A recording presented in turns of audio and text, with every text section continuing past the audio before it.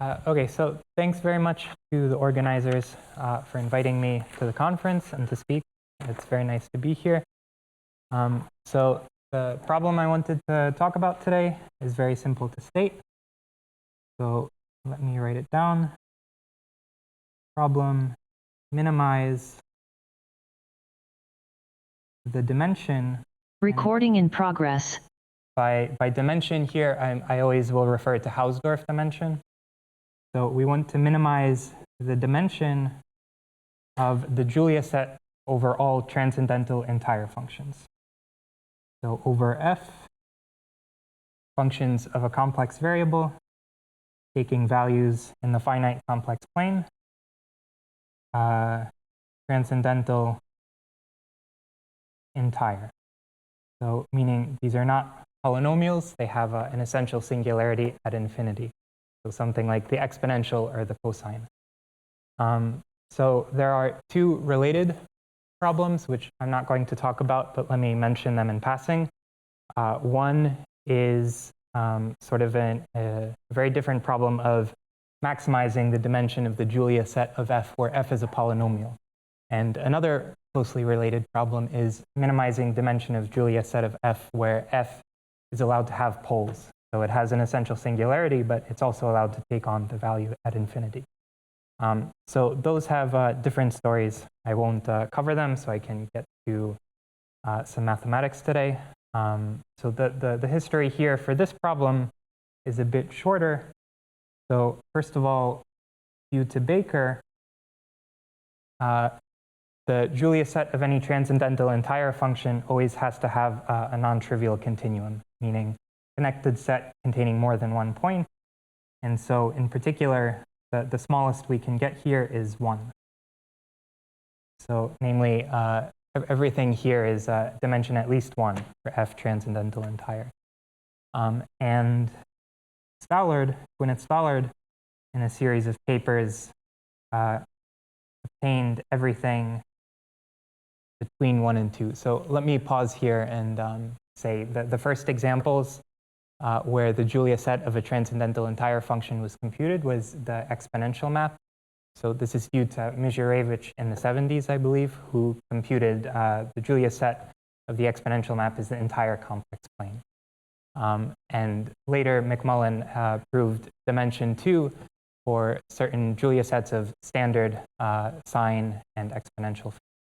So in contrast with the polynomial setting, the generic situation is that the Julia set is big, namely has dimension 2. So the issue or the problem in the transcendental setting is sort of reversed from the polynomial setting, namely it's hard to find small Julia sets, whereas in the polynomial setting, it's hard to find big Julia sets. So the exponential map, already you get dimension 2, and Gwyneth Stallard in a series of papers obtained everything strictly greater than 1 and less than or equal to 2.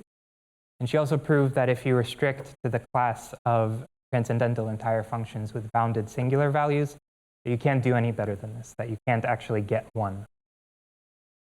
So that was everything bigger than 1. And the solution to this problem, as I stated it, is due to Chris Bishop, who obtained dimension 1 outside of class. So using an infinite product,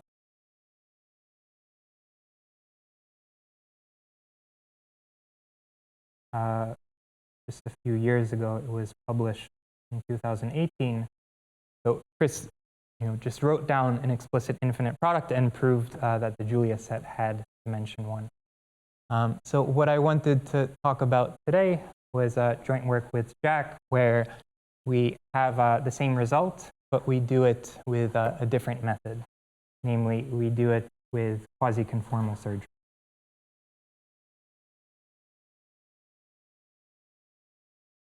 So with our method, we managed to get some new things. So for the experts in the audience, which is a lot of you, we answered a question of Rippin and Stallard on the structure of multiply connected wandering domains. Namely, they asked for multiply connected wandering domains of so-called infinite interconnectivity, is it possible that there are complementary components which are single points? So this is the new thing that we did with this new approach.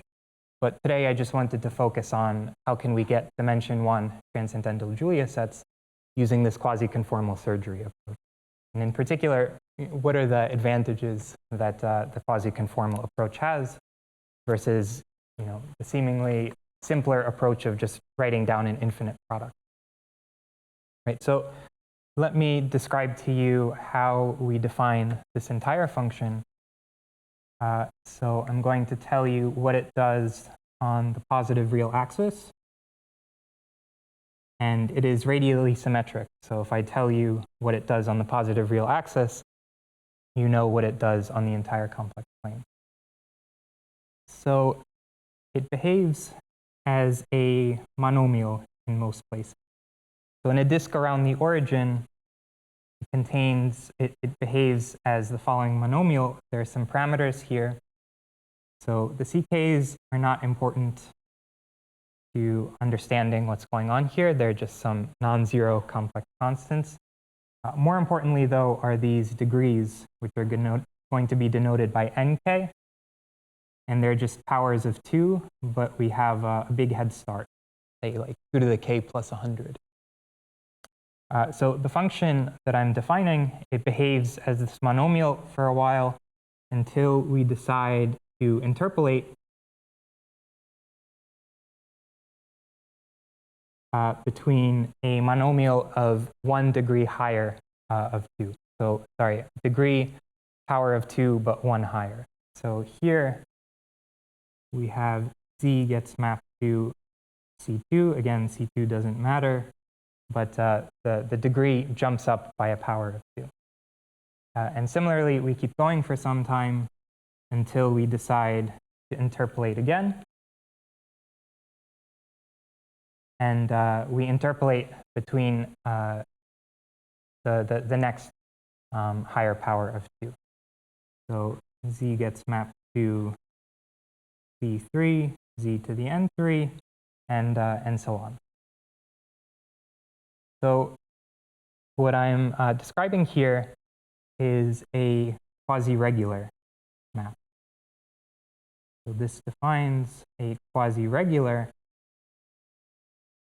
map, which we're going to denote by h. And we know it's not going to be holomorphic because you can't just copy-paste different holomorphic maps together because of the identity principle, for instance. So these regions, which I haven't told you about, these thin interpolation regions, you can't interpolate between them holomorphically, but you can do this quasi-regularly. So if you're not familiar with quasi-regular, you can just replace that word with C1, and you'll be able to follow the talk. So what I'm describing is a quasi-regular map, though I haven't told you exactly what it does in these interpolation regions. And so what that means is that by the measurable Riemann mapping theorem, there exists a quasi-conformal map, which we're going to denote by phi. And if you're not familiar with quasi-conformal, just think of a C1 homeomorphism. That's good enough to understand the talk. So that this composition, when we precompose this map H that I've described with the inverse to this quasi-conformal map, that this composition is holomorphic. So this composition, so constructing explicitly this quasi-regular map and fixing it by the measurable Riemann mapping theorem, this is this solution that we're going to talk about. So how we get a dimension 1 Julia set.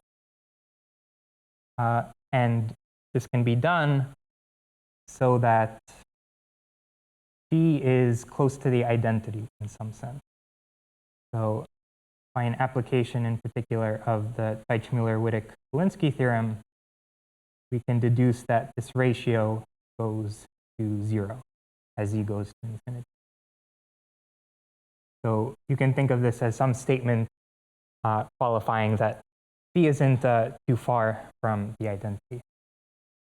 So what I haven't told you about, and I won't spend too much time telling you about, is how do we actually interpolate between these power maps of different degree. So each time we're jumping up by a power of 2. So this is something I've talked about a couple times to the Transcendental Dynamics community. And it's its own talk in and of itself to do this carefully. So I won't do much today other than to draw a picture. And then I'm going to focus on why do we get dimension 1. So I saw a question, should phi conjugate h? And absolutely not. So that's a good question. And I should maybe make the clarification. This is not dynamical surgery. This is not Duo D Hubbard quasi-conformal surgery. This is non-dynamical surgery. So the difference in dynamical surgery, the difficulty is finding an invariant Beltrami coefficient, and then the dynamical information you get for free because the new map you get out of the surgery is automatically conjugate to the one you started out with. This is different and much more similar to just constructing an infinite product in the sense that there's no need to find an invariant Beltrami coefficient. The Beltrami coefficient is just the one given by your quasi-regular map. So h sub z bar divided by h sub z. And you can fix that so that this composition is holomorphic. You don't have any dynamical information, however, about the resulting map because it's not a conjugacy. So anything dynamical, you have to prove from scratch. So this is much more closely related to the sort of dynamical surgery which appears in Neven-Lina theory, for instance. But nevertheless, we can prove some dynamical things about this. Okay, so just a quick picture as to how this interpolation actually happens. So we're kind of traveling very happily in a region where our function h is just power map. And what do power maps do? The circles concentric or centered at the origin. They map them to other Euclidean circles, but it's just wrapped around itself a number of times as determined by the degree. So the situation persists. I can draw circles where these circles are just wrapped around themselves until we hit this interpolation region, which I've drawn in yellow. And once we hit this interpolation region, we pass through new critical points, which we introduce for the quasi-regular map. And what this does is introduce little loops. So we're still wrapping around the circle, but we've introduced these little loops. And as we go through the interpolation region,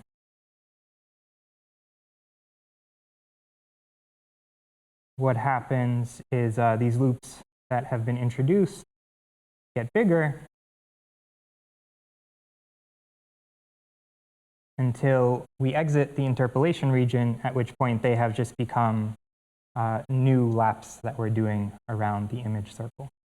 So instead of going around twice, now we're going around 4 times. And that's supposed to be, it's not supposed to be wiggly. So that's roughly the picture I think of as far as how do we interpolate between these different maps. Again, doing this carefully with good estimates requires its own talk in and of itself.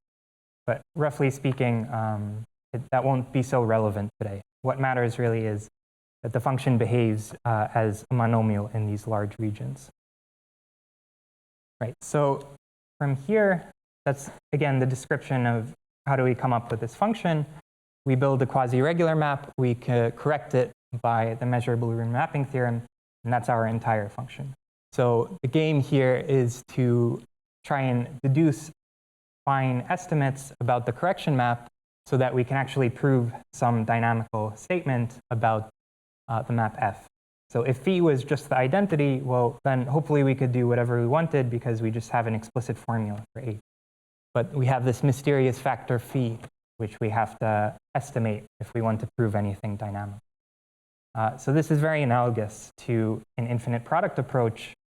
Somehow, Chris's approach heuristically is kind of similar.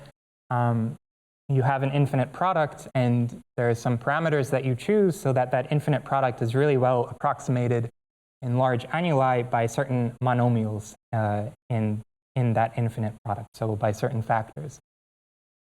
So there, it's kind of a similar game where you really wish the function was actually equal to a monomial in some annulus. That would make life easy, but it's not quite. But you have some estimates that it's close enough so that you can do what you want.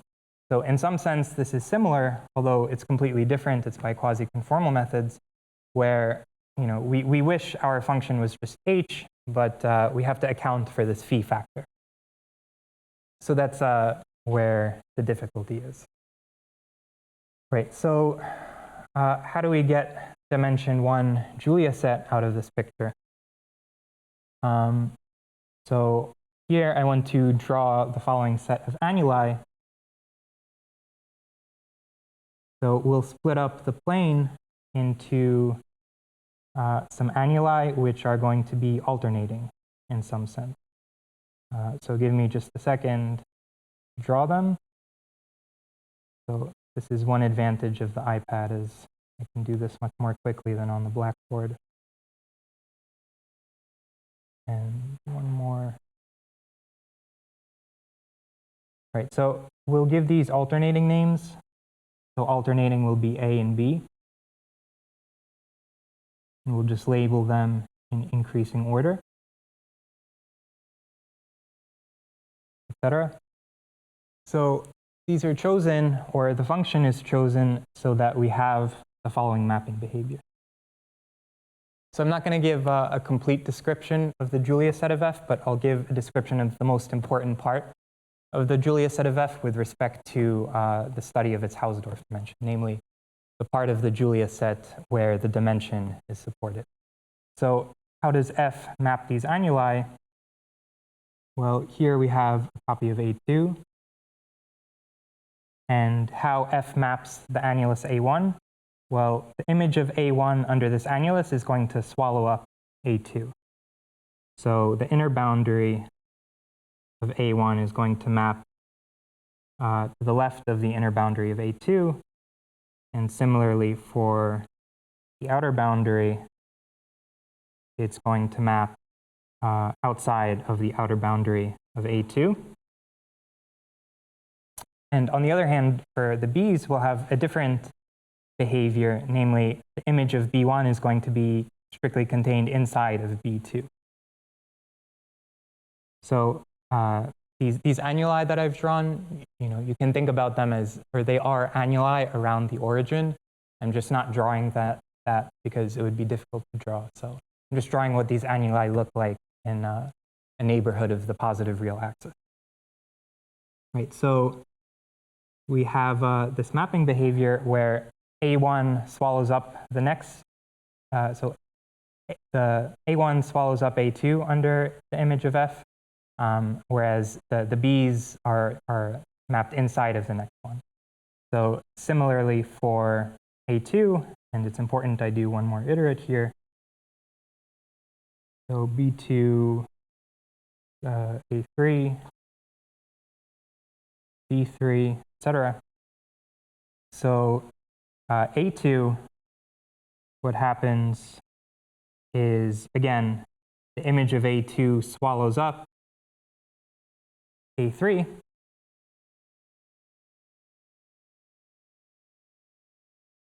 And the image of B2 is contained inside of B3. Right, so the reason I'm describing this mapping behavior, which we can write down relations that, so AK swallows up AK plus 1, but BK, the image, is contained inside of BK plus 1. So the second relation, f of BK, is contained inside of BK plus 1, means that the BKs don't meet the Julia set. because we have normality, right? You take any point in B1, it maps to B2, which maps to B3, etc. So it just marches off to infinity, and that's stable under small perturbations. So there's a limit function there. So the B's we don't have to worry about if we're studying the Julia set. What we have to focus on is the A's and this mapping behavior here. What it tells us, so if we shade in this second A2 as blue, what it tells us is that there's a preimage which is contained strictly inside of A1. And similarly for this third copy of A3, again, because of this mapping property that I've described, there's a preimage of A3 contained inside of A2, and there's a preimage of that preimage inside of A1, and so on.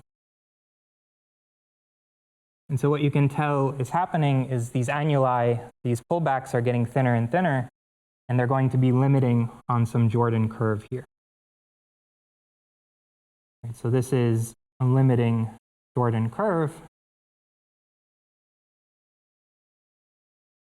And this is going to be a non-trivial continua in the Julia set. So this is inside the Julia set, and the main question here is, why does it have dimension 1? Right, and so in fact, what we show is not just that it has dimension 1, in fact, it is continuously differentiable even. Right, and this is kind of surprising because there's sort of a similar argument which happens pretty frequently in complex dynamics. You know, for instance, you can think of a quadratic polynomial z squared plus c, where c is not 0, but pretty close to 0. So there's an attracting basin, but it has a fractal boundary, right? So you can do something similar, take a small circle around infinity and just keep pulling it back, pulling it back, pulling it back. It's going to be a sequence of analytic arcs tending towards the boundary of this basin of attraction. Even though each of the arcs in that sequence are analytic, their derivatives are not convergent. So I should have said before I said that remark, how do we prove it's C1? Well, we have these arcs, these circles, which we pull back a certain number of times, and that's tending towards this limiting curve. So how do we prove that the limiting curve has a continuous tangent? We show that each of those pullbacks in the sequence has a continuous tangent, and that those continuous tangents actually converge.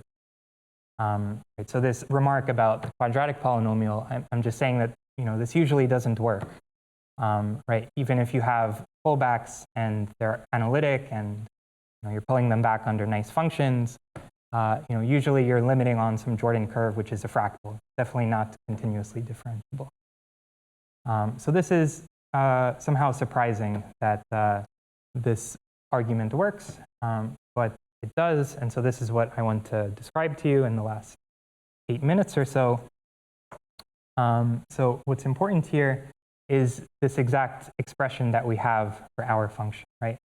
So for instance, in this relevant region here, inside of A1, f of z is C1 the inverse of z to the n1, and similarly inside of the relevant region inside of A2, we have an explicit formula f of z is C2, the inverse of z, the n2, etc. So in these relevant regions where we're pulling back, we have this explicit formula. And for this explicit formula, if we have a curve, say theta maps to gamma of theta surrounding the origin, its pullback under this formula has an explicit and kind of canonical representation, or parameterization rather. Right, so the pullback here is going to be parameterized by theta maps to b of the n first root of gamma of n1 theta divided by b1. So given a parameterization of the image curve, we have this parameterization of the preimage, which satisfies that when we map by f, we just get gamma of n1 theta. So, Kirill, sorry for telling you, just that you have actually 4 minutes okay. with the questions. Okay. Right, so iterating this argument, what we're doing here is we're pulling back circles under the kth iterate. So what that means, be a circle. We have theta maps to r e to the I theta. So if we look at the kth pullback, just iterating the above argument that I had, we have a parameterization for the pullback curve. We'll call it gamma k, the kth pullback, which satisfies the following functional relation. Satisfies fk of gamma of theta is equal to re to the I n1 through nk theta, where remember these nks are just the degrees of the map in these annuli that we're concerned with. Right? And once we have this representation, we can take a derivative and the chain rule and some algebraic manipulations give us, right, so if we apply the chain rule, we get out a gamma k prime term, right? And that's what we want to compute. So the expression after you do kind of the standard things is the following expression for the derivative of gamma k. Again, the point is we want to show that gamma k prime converges so that the limiting curve also has a derivative. So the expression for gamma k prime of theta is as follows. So I phi inverse of gamma k of theta, and then there are these two important product terms. So L equals 0 to k minus 1, 1 over phi inverse prime of FL of gamma k of theta. And I'll tell you why I'm going through the bother of writing these formulas in a minute. Another product which is quite similar. So phi inverse of some point divided by that same point. And so here we have this explicit expression for the derivative of gamma k, and we can do a sanity check. When phi is the identity, this should just be the formula for the derivative of the circle, which it is. And so whether this converges or not, well, do these two infinite products, or do these two products converge as k goes to infinity? And this is really the reason that I brought up this estimate that we have for the Teichmüller, coming from the Teichmüller-Wittig-Zielinski theorem, is for this reason. So this is kind of complicated. What it really boils down to is it suffices to show the following is summable. Suffices to show this infinite sum, phi of zk divided by zk minus 1, that this sum is finite, where zk are in these annuli where we're doing the pulling back. So what we get from the Teichmüller-Wittig-Zielinski theorem is not quite that. We get that this ratio tends to 0, but there are lots of sequences which tend to 0 which are not summable. So in order to get the summability condition, we have to do a quantitative version of the Teichmüller-Wittig-Zielinski theorem.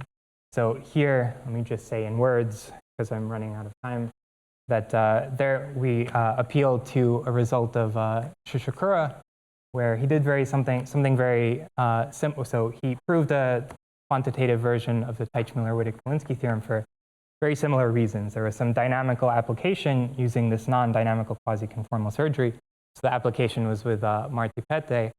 And in order to prove something dynamical, there was a quantitative version which was needed. And so we managed to retool that for our purposes.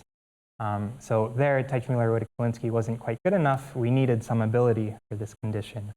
And so, yeah, and the last thing I'll say is kind of one exciting thing about this approach is we get parameterizations of these pullback curves. And if you have an infinite product approach, you don't get parameterizations of the pullback curves. So the way Chris proved this C1 is a more geometric argument which has obvious obstructions to higher degrees of regularity. So one of our goals was to prove higher regularity, and we can do something very similar, just compute the second derivative, but it's an expression which just does not converge, unfortunately, with our estimates on phi. So this is something we're thinking about is, can we improve this rate of convergence so that we can prove higher degrees of regularity? Thanks.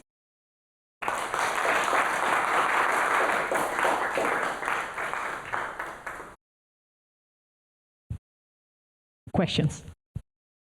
Did I correctly understand you to have said that you have produced an entire function whose Julia set is a countable union of of C1 closed curves? So I didn't describe the entirety of the Julia set. So really the Julia set, I have a better picture here. It looks something like this picture on the right. So there are buried points. So the only part of the Julia set I described today was the C1 curves, but there are other things. So there are C1 curves, there is a Cantor Julia set and all of its pre-images, and there are the accumulation sets of both of these things. So yeah, I was a bit misleading, but it was just because I didn't have time to describe the full Julia set. Why don't those other parts carry most of the Hausdorff measure? Most of the Hausdorff dimension, even. So the partition is, the way this function behaves near the origin, something like z to the n plus delta z for delta big enough so that that has a Cantor Julia set. And our parameters can work to make that dimension as close to 0 as we want. Then the pre-images of all of those guys also have dimension 0. So then there are buried points. The buried points can have dimension as close to 0 as we want, but I don't have a 30-second explanation of that. Somehow the way we prove the buried points have small dimension is we just construct explicit coverings, and the way we instruct the coverings is just by pulling back these annuli that I described under the mapping, and the way the diameters change is governed by the derivative, which we can compute. So there's an explicit covering that we have that shows we have the sum of the diameters, and the exponent we can make as close to 0 as we want. Mitsu? Yeah, so you have an interpolation region for this annulus, and that is contained in the annuli ANs. Yeah. And I suppose there is a critical point there. Yeah, so sorry, continue. My question is, how do you know that this critical point may have polynomial-like restrictions for some iterate, so that you have a polynomial Julia set there? So first, let me clarify that inside of A1, so let me draw A1. So there, the limiting Jordan curve, which is in the Julia set, is something like this, and the critical points of the function are out there. So they don't play a role with respect to the dimension calculation, or they don't play a role with respect to what I talked about today, because they're just separated from all of these pullback annuli that I was talking about. The second question. What's the orbit of the critical point? They just iterate after one orbit to beat to the B's, which are inside of the Fatou set. So they don't. So they just iterate after one orbit to the Fatou set, and then we don't have to worry about them with regards to constructing covers, because we never pull back these B1s when we're estimating the dimension of our Julia set. I see.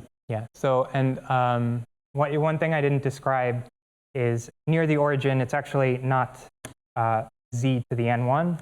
It's z to the n1 plus delta z. The reason being that we need some Julia set near the origin of small dimension in order to make this work. If we have a one-dimensional Julia set and then we perturb it by this phi, I don't think we know how to make that perturbation still dimension 1. So so that was a little fib I told. Let's thank the you. speaker again.